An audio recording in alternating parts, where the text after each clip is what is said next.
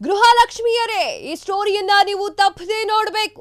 ಮಹಿಳೆಯರಿಗೆ good news ಕೊಟ್ಟಂತಹ ಗೃಹಲಕ್ಷ್ಮಿ ಹಣಕ್ಕಾಗಿ ಕಾದು ಕುಳಿತಿದ್ದಂತಹ ಮಹಿಳಾ ಮಣಿಗಳು ಕೆಲ ತಿಂಗಳಿಂದ ಖಾತೆಗೆ ಹಣ ಜಮಾ ಆಗಿಲ್ಲ.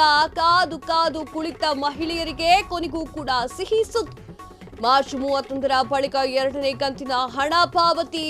3 ತಿಂಗಳಿನಿಂದ ಗೃಹಲಕ್ಷ್ಮಿಯರು ಹಣಕ್ಕಾಗಿ ಕಾದು ಕುಳಿತಿದ್ದಾರೆ.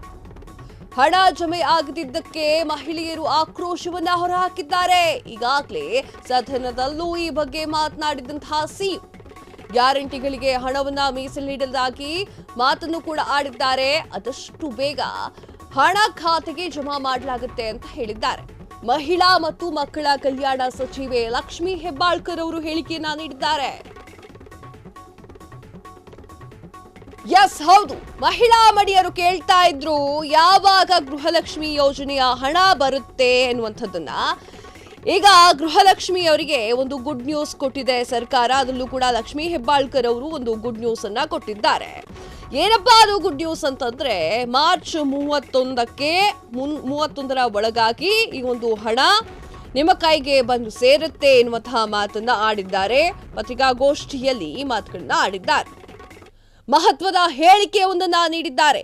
ರಾಜ್ಯದ ಕಾಂಗ್ರೆಸ್ ಸರ್ಕಾರ ನುಡಿದಂತೆ ನಡೆದಿದೆ. ಎಲ್ಲಾ ಗ್ಯಾರಂಟಿ ಯೋಜನೆಗಳಿಂದ ಈಗಾಗಲೇ ಅನುದಾನ ಬಿಡುಗಡೆ ಆಗ್ತಾ ಇದೆ. ಗೃಹಲಕ್ಷ್ಮಿ ಯೋಜನೆಯ ಫಲಾನುಭವಿಗಳ ಖಾತೆಗೂ ಕೂಡ ಶೀಘ್ರದಲ್ಲಿಯೇ ಹಣ ಜಮಾ ಆಗುತ್ತೆ ಅಂತ ಹೇಳಿದ್ದಾರೆ.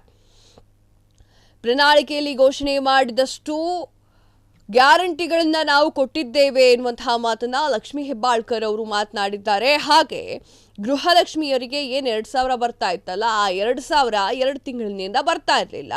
ಆ ಒಂದು ಕಾರಣಕ್ಕೆ ಯಾರು ವರಿ ಪಟ್ಕೊಳ್ಳೋ ಅವಶ್ಯಕತೆ ಇಲ್ಲ. ಯುಗಾದಿಗೆ ನಾವು ಗುಡ್ ನ್ಯೂಸ್ ಕೊಟ್ಟಿದ್ದೇವೆ ಎನ್ನುವಂತಹ ವಿಚಾರವನ್ನ ಹೇಳಿದ್ದಾರೆ. ಗೃಹಲಕ್ಷ್ಮಿ ಯೋಜನೆಯ ಜಾಗತಿಕವಾಗಿ ಕೂಡ ಇದು ಸದನ ಮಾಡಿತ್ತು. ಗೃಹಲಕ್ಷ್ಮಿ ಯೋಜನೆಯಿಂದ ಸರ್ಕಾರ ದಿವಾಳಿಯಾಗಿದೆ ಅಂತ ಹೇಳಿ ವಿರೋಧ ಪಕ್ಷದವರು ಕೂಡ ಟೀಕೆಯನ್ನ ಮಾಡ್ತಾ ಇದ್ರು.